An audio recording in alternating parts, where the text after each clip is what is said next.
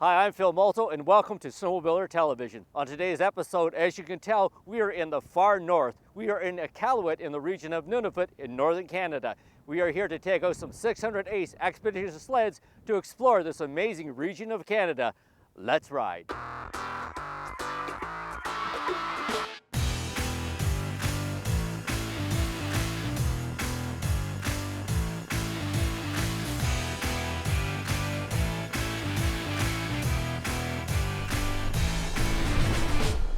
STV is sponsored by Yamaha, revs your heart. Kimpex, fueled by fun. And by CKX, wear your passion.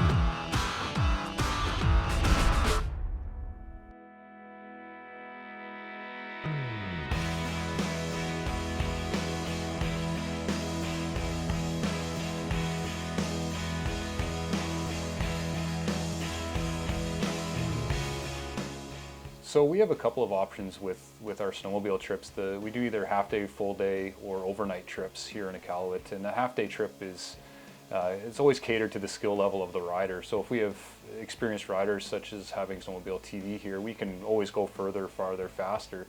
Just means you see more. But in general, our trips are out over the sea ice here on Frobisher Bay. So you get a little bit of rough ice, just getting out onto the open ocean, which is a weird sensation in itself. It's very much the wilderness. We have no gas stations once we leave town. There's no cell service outside of town. Everything we do is on sat phone. We bring all our fuel with us. It's basically expeditions for, even if you're out for a half day, you prepare that you could get stuck. You bring all your maintenance with you. You've got tools, spare parts. You've got everything with you. We pull Comatics or traditional Inuit sleds that are behind the snowmobiles so that we can carry all of our equipment with us. So we're self-sufficient as soon as we step out of town. That if we got stuck for a couple of days, we'd be able to stay safe. The riding conditions are sort of as it was described to me today as raw snowmobiling. There's no trails, there's no routes. It's really led by the conditions. So we're really following what the land allows us to do and achieve in the places we can go for that day. So the experience is unique. Every trip is very different because we can only do what the conditions will allow and what the riders are up for. It's a physical experience that you're undertaking on the machine. You're having to absorb a lot of impact. Not that it's heavy impact or things that'll throw you off the machine. It's fairly flat. It's just more that the machine is bouncing around and things like that. So you're a little bit of throttle control, a little bit of balance. But really having to handle the machine throughout the day. So you come back from a full day of riding and as you said yourself, Phil, is it spa day tomorrow? I hope they come back for me. Guys, hello.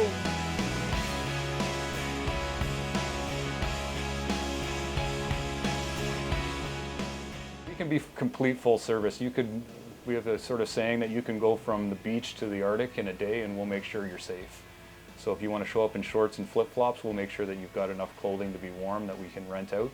But in terms of the trip itself, we provide all the safety equipment, guides, snacks, hot meals, drinks, whatever it is while you're out. It's really a full service opportunity that you can walk off the plane. If you want to bring your own snowmobile gear, whether it's helmets or coats or pants or boots, as long as they're warm enough for the weather that we're having at that time, then let's just go with it. We've got our machines here and they're with our local guides that we work with that make sure that we're safe and we pick the right routes, and yeah, we just have a lot of fun while we're out there. What are you thinking when you meet people for the first time? I try and ask or find out where they're from first, and kind of ask questions about like the experience of riding or little experience. So it depends on the experience of the client or the person that's visiting, and that it could be a similar thing or a very different thing up here if you're not used to riding in the tundra here. We are not a flat terrain at all. There's nothing groomed.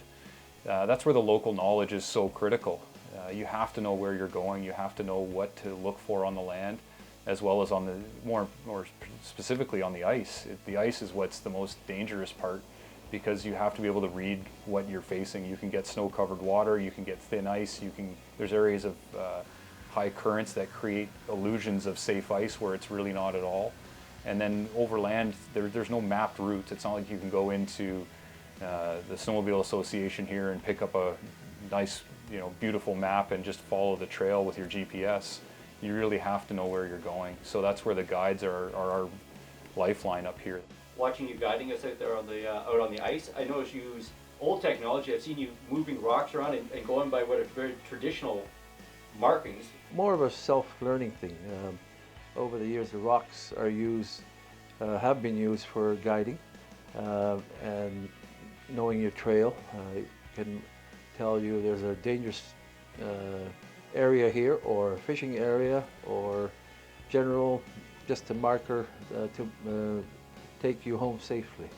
But that's been something that's been in your family for a few hundred years. Yes, yeah, including the weather, the sun, the snowbanks, if you had prevailing winds north and south in the last few days, you can also navigate with that too.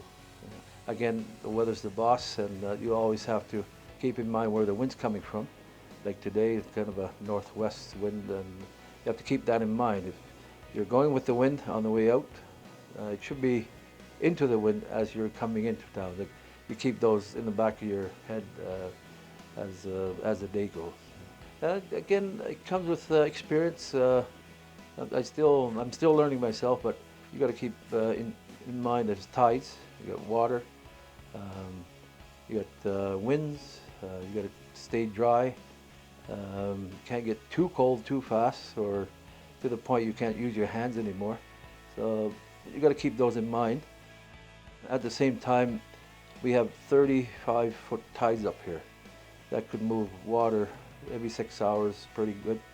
So you always thinking about the next, when is a high tide, when is a low tide, and yeah, just even new snow could be dangerous. Powder snow, under there is rocks that you can hit and damage yourself or the machine. So every little thing you've got to keep in mind when you're driving out there. It's not where you can take off for an hour and expect to be back if you don't know the area. You could get into a lot of trouble, or it could be fatal. And so you don't have the experience, go with somebody with experience. And then pack, if you're going to go for a day, pack for 3 days, that kind of mentality.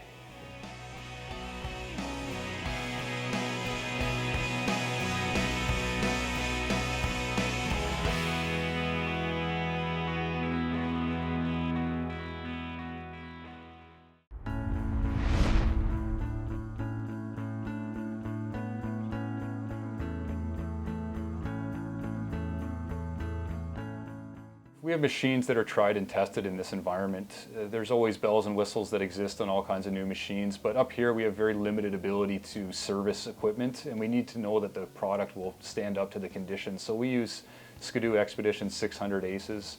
The reason for that is they're fuel efficient, they're lightweight, they can still haul a lot of equipment, easy to handle, and they're built for the ruggedness of our terrain.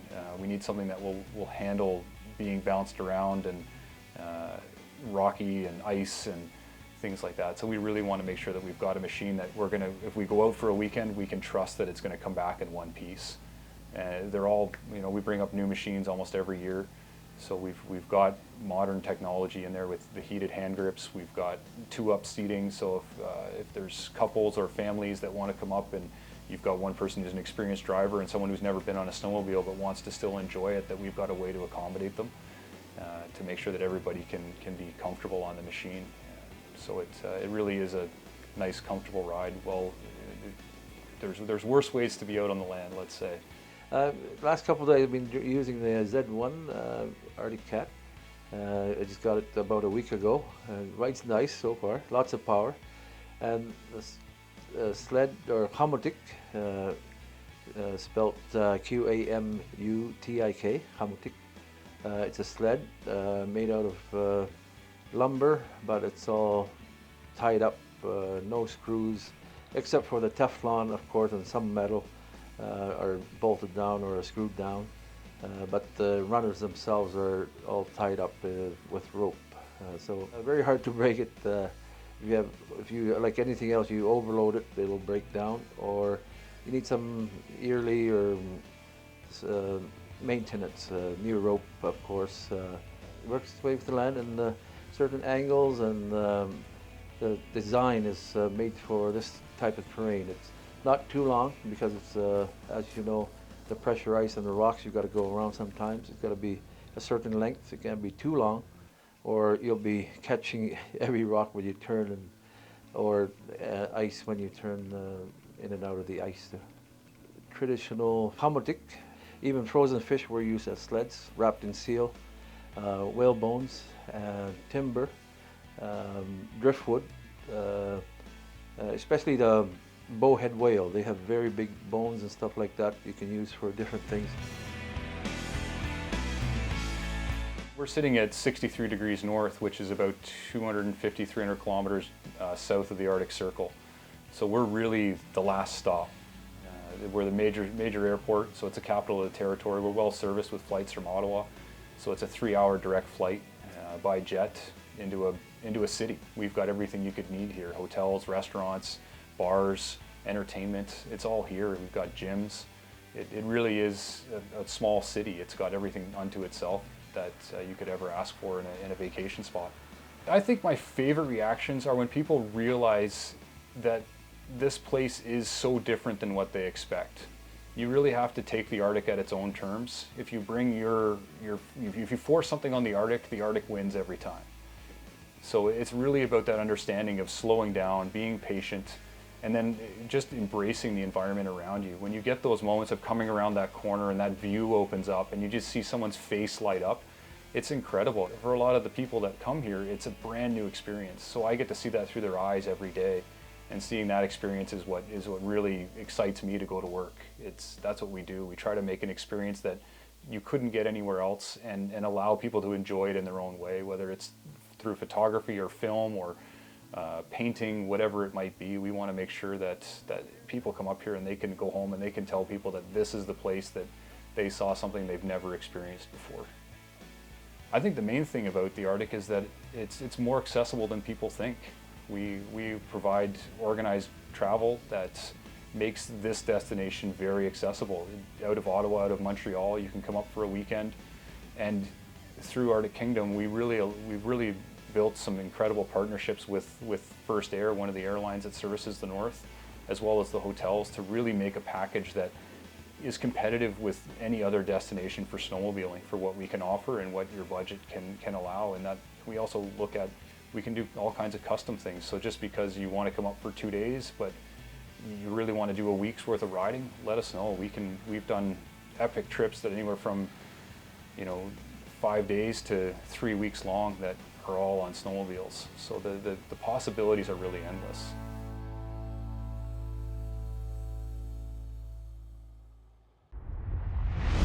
In the winter months, the outdoors can be challenging for both work and for play. Today, we're taking a look at the work sleds, yes, the utility sleds. For 2017, Yamaha has both the VK 540 and the VK Professional 2 working side by side in their lineup.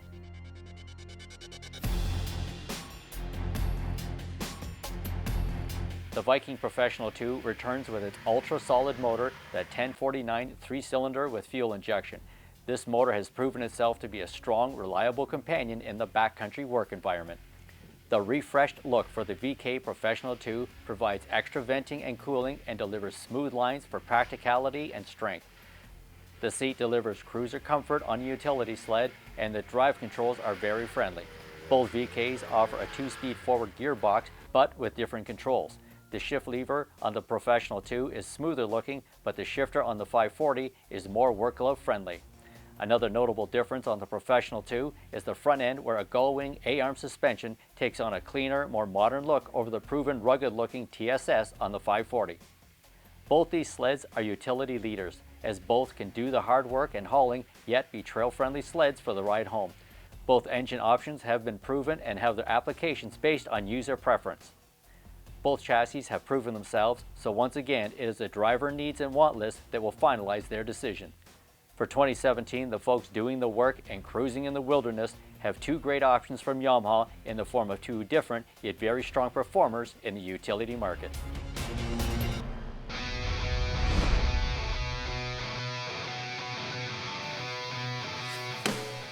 You know, the Bearcat and I have a very long relationship. It goes back to the very first year the Bearcat was introduced. Well, for 2017, Arctic Cat has the Bearcat 3000 LT for your utility needs.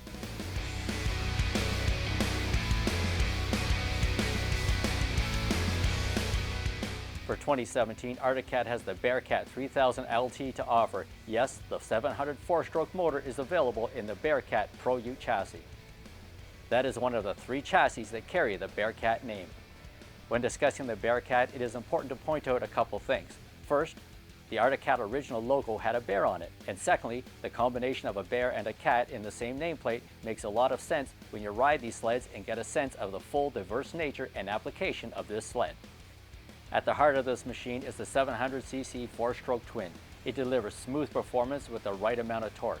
With electronic fuel injection, the 700 engine will make sure you have the pull you need to get your work and hauling done, but still have the spunk to let you play in the wilderness. The engine's power is routed through Arctic clutching and drive down to the track. This is where it gets really cool. The sled floats over the snow and through the wilderness thanks to a 146-inch track with a 135 bite. That provides you with all the flotation and bite, but without the excessive length. The front end is a great combination of deep snow flotation and handling without losing the ability to corner on a hard-packed trail. The ability to alter from 35.5 to over 41 inches provides the rider with the option for fine-tuning their sled's riding or working application. It is a great utility work sled, but also a fun sled to ride both on the trails and off-trail when the work is complete.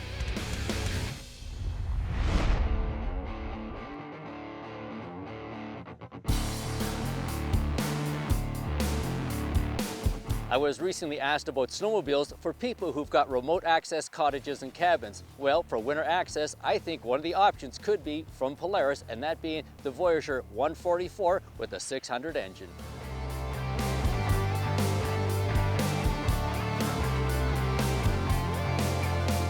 When the power has gone through the clutch and gets to the track, that 144 I've mentioned does a truly stellar job in this niche market. With a deep bite and a combination of rigidity and flexibility, this sled works well to deliver bite and traction on multiple surfaces. The 144 track revolves around the new IGX skid frame, which connects to the Axis chassis. While kicking around in the powder, the new powder track running boards really show how effective they are in discharging snow while also delivering strength. On the back of this sled, there's a strong rack for connecting your tools, luggage, or whatever you need to haul to your destination. There is a built-in hitch as well, so adding a sleigh at any time is not an inconvenience. Getting to your remote destination is made easy with these incorporated items. The Voyager will get you and your supplies to your destination, and once there, it can be used as a work vehicle or a play machine. Polaris has provided you with a sled that showed us how it can be great off trails, in the backcountry, and also in a utility role. This is a utility sled and a trail sled that can also get you to your outback lodging.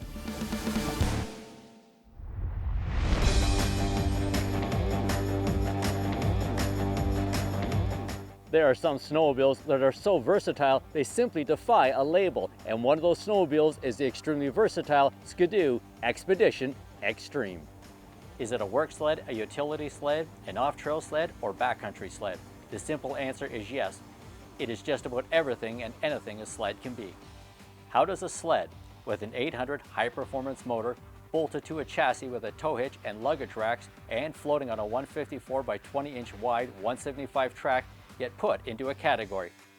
Well, to start, it is an expedition, so it is part of the Ski-Doo utility line that provides work sleds with grunt and hauling ability to get the work and hauling done while providing rider protection from the elements.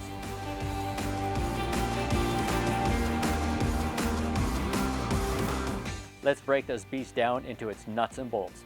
First, it is built on the RevXU platform, a virtual workbench on the snow. You can put whatever and whomever you'd like on this thing and it won't buckle. Up front, it has the RAS2 front end with HPG shocks. The rear SU5 skid also articulates for ease in backing up and also for forward traction. Powering this beast is the 800R E-Tech engine, a highly respected and proven power plant that always delivers. This machine is properly named. It takes snowmobiling to a new level of extreme.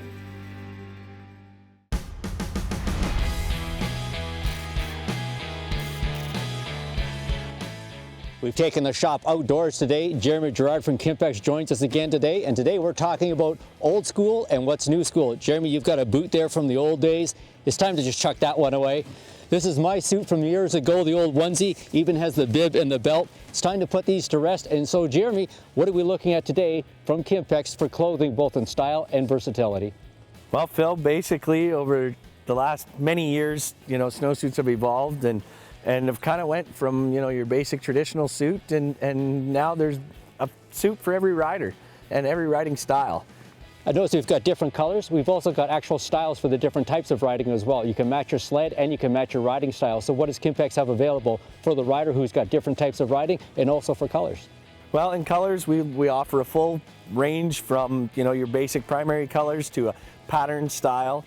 And then, we got a lot of options and essentially as it improves and as you go up in quality and models, you get more and more versatility. So you get waterproof zippers, you get breathable vents, you get a removable hood, those type of things. I've also noticed with some people, they've got a sled that's a certain color. Now they can get a sled, an actual suit that matches that color as well.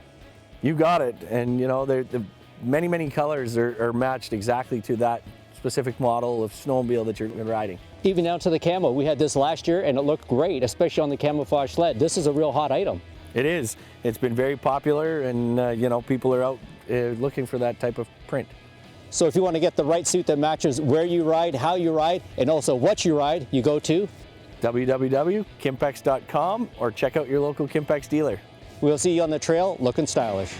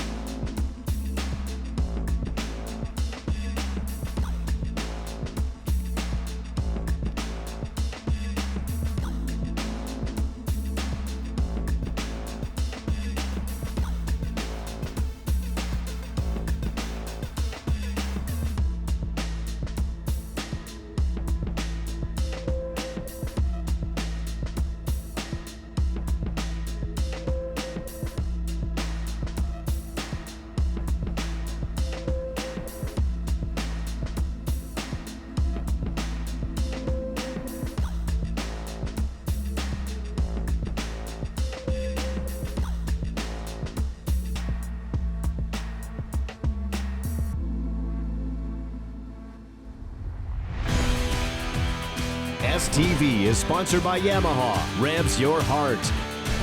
Kimpex, fueled by fun. And by CKX, wear your passion. I hope you've enjoyed the adventure as much as we have up here in Iqaluit, Nunavut. On next week's show, we'll be bringing you more snowmobiling adventures. We'll see you next week back here on the ice, the tundra, and the snow. Yeah, Brett, I hope it's nice and warm in the office because it's freezing here in the Arctic.